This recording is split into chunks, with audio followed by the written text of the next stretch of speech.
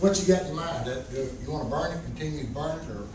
Well, we've conducted 3 burns in the park. They've all been successful. They all, by the way, last only about 30 minutes in duration, and they disappear. We want to continue to burn. In fact, it's imperative that we do so for the understory, for the longleaf and the wildflowers that are in the park. But that's only done typically every 2 to 3 years. It may be that over time it could be done even less. The only thing I ever get complaints about is the actual burning from the neighbors who live around there, and other residents who walk, and visitors that come in and ask all the time, why do you have such a park and let it, catch us on fire?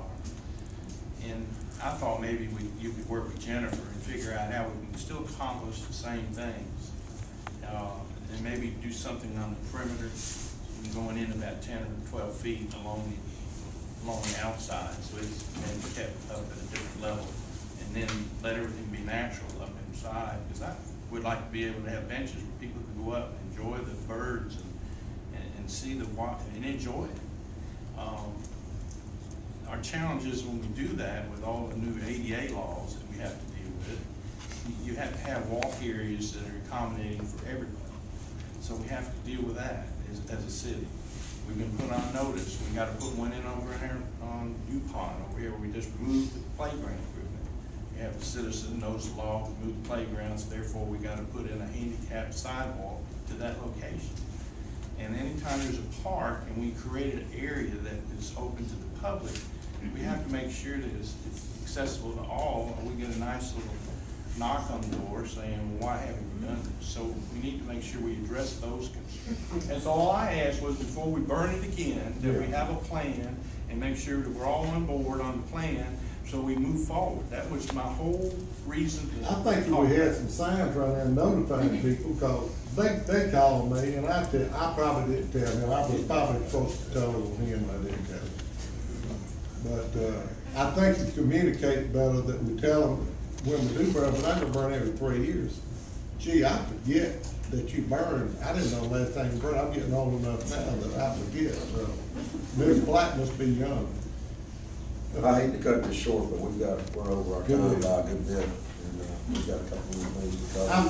Whatever they do for Fairhope, I think they're doing a good job. It's a little slow looking at it, but if you go walk through it, you can see what he's talking about. You have to love nature, though. If you just look at the azaleas and the beautiful flowers we have, like y'all plant all the time, you ain't gonna have it. I don't have a problem with it natural. I just want to make sure part of the plan encompasses some some benches so people can go up and read a book and actually enjoy because eventually I thought we were going to have some plants planted in there that were native for birds where they could get up there. And I mean, I thought it was going to be a whole lot of That's actually already been done. There are benches in the park, in the middle of the park, and all the plantings we have are to encourage bird species as well.